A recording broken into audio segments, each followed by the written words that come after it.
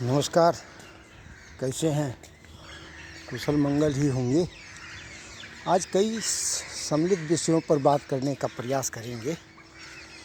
अभी अपने मुसलमान भाइयों का रमज़ान चल रहा है, रोज़ा रख रहे हैं। उन सभी सनातनी मुसलमानों को और जो देशभक्त हैं उनको सबको शुभकामनाएं, जो अपने रोज़े को त्यौहार के रखकर अपने पंथ और मजहब को मजबूत कर रहे हैं। लेकिन उसके साथ ये भी कहना चाहता हूँ कि देश का भी ख्याल रखना, इसको अपना समझकर उसके अनुसार चलते रहना, क्योंकि आपका नाम लेते ही सबसे पहले गद्दारी लोगों को नज़र आती है।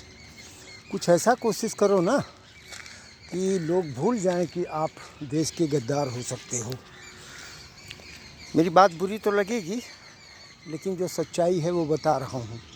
राष्ट्रभक्त बनो और अपने पंथ मजहब के साथ में दूसरे भी धर्मों का सम्मान करो तो थोड़ा अच्छा लगेगा।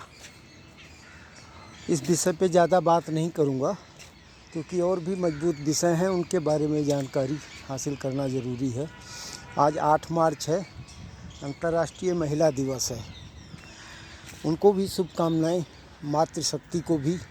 लेकिन जो मातृशक्ति हैं उन्हीं को, जो समाज में उत्पात मचा रही हैं, जो घर परिवार से लेकर समाज तक की ज़िंदगी को नरक बनाए हैं, उनके लिए क्या महिला दिवस की शुभकामनाएं दें।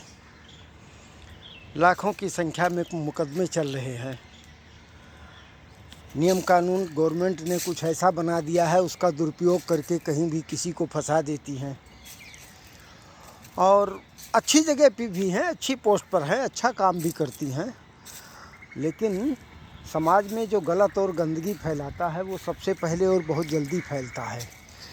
अच्छाई अगर 90% लोग कर रहे हैं उसको ध्यान कोई नहीं रखेगा, लेकिन 10% जो गलत कर रहा है उसको ध्यान में रखते हुए उस तबके और समाज को पूरे को एक में जोड़ दिया जाता है।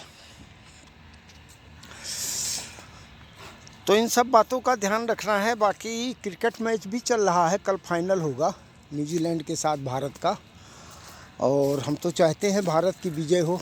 बाकी न्यूजीलैंड का देश वो भी चाहता होगा हमारे न्यूजीलैंड का जीत हो।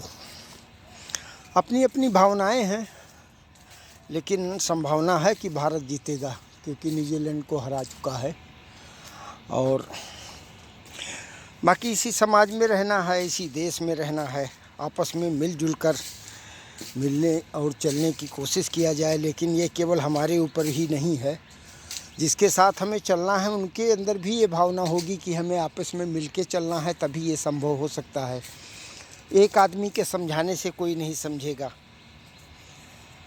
ये धर्म और मजहब पंथ का मसला ऐसा होता है कि ये सबसे पहले आदमी अपने ऊपर लेता है। अभी आपने देखा होगा रोज़े के ऊपर मौलाना मौलवी सब बोल रहे थे कि क्रिकेट में जो बॉलर हैं उन्होंने कहीं एनर्जी ड्रिंक पी लिया था, उसके बारे में भी दुनिया भर की बकवास हो रही थी। लेकिन उस खिलाड़ी ने भावनाएं पहले देश के प्रति व्यक्त किया, उसके बाद अपना पंथ और मजहब की तरफ ध्यान दिया। बस आज ज़्यादा कुछ पता नहीं क्यों बोलने का दिल नहीं कर रहा है। फिर कभी किसी विषय पर बोलेंगे। बाकी सब कुछ सामान्य है, ठीक ठाक है। मौसम बदल रहा है, गर्मी का आगमन प्रारंभ हो चुका है। अपने सेहत का ख्याल रखना, परिवार का ध्यान रखना,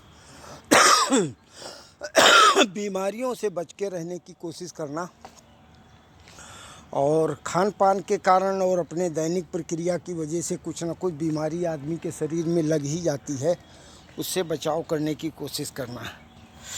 बस बाकी ठीक ठाक है, हम भी ठीक हैं, आप भी ठीक रहना। कभी कभी कुछ बातचीत कर लिया करो, टिप्पणी कर दिया करो, उल्टा सीधा जो भी कुछ बोलता हूँ उस पर कुछ ना कुछ बोल दिया करो, तो कुछ प्रतिक्रिया देने में अच्छा लगता है और अपनी गलतियों में सुधार करने का भी अवसर मिलता है।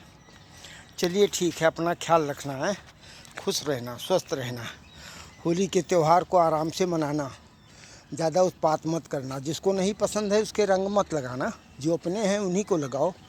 हुड़दंग करने का कोई फ़ायदा नहीं।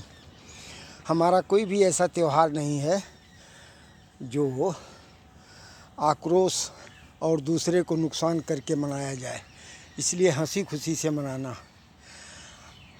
आपदा में अवसर का तलाश मत करना कि मतलब ये त्यौहार है तो जिसको साल भर से देख रहे हैं कि इसके रंग लगाना है, उसको इधर उधर छेड़खानी के माध्यम से कर दें। ये सब गलत हरकत मत करना, क्योंकि ज़िंदगी का एक किया गया छोटा सा कलंक पूरे जीवन के लिए दाग लग जाता है। ये हमेशा ध्यान रखना। ठीक है, खुश रहो, स्वस्थ रहो। जय हिंद।